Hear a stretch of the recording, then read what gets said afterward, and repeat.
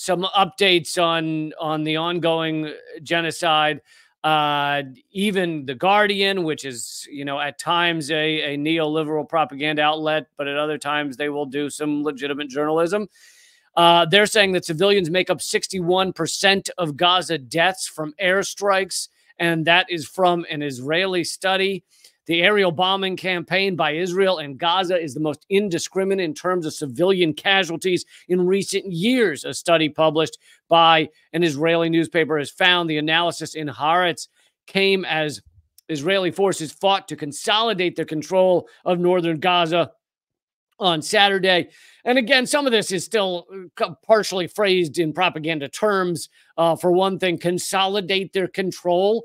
Israel controls Gaza. Israel, it is a freaking open air prison. Like, to say they need to consolidate their control is, of course, laughable.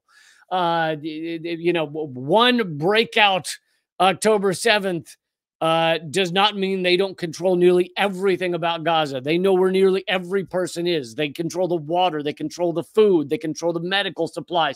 They control so much about Gaza. So the idea that they need to consolidate their control is just a laughable statement. But, sadly, this is, I don't want to say the best you can get in mainstream media, but nearly, like, you're not going to hear much at all in these terms.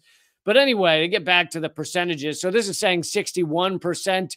But again, I would even say that it's probably far higher than that. 61% are innocent civilians as Israel just bombs indiscriminately.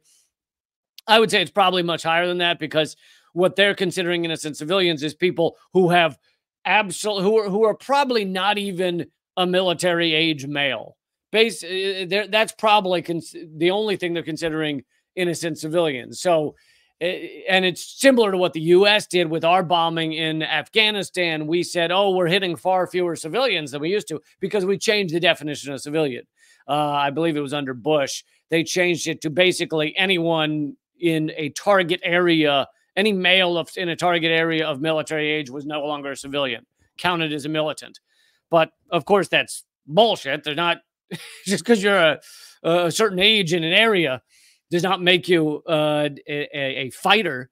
But anyway, I don't know exactly how they came to their numbers. But even if they were doing a far better job than that, 61% is insane. To be murdering 61% innocent civilians is just bonkers. And again, I think it's far higher than that.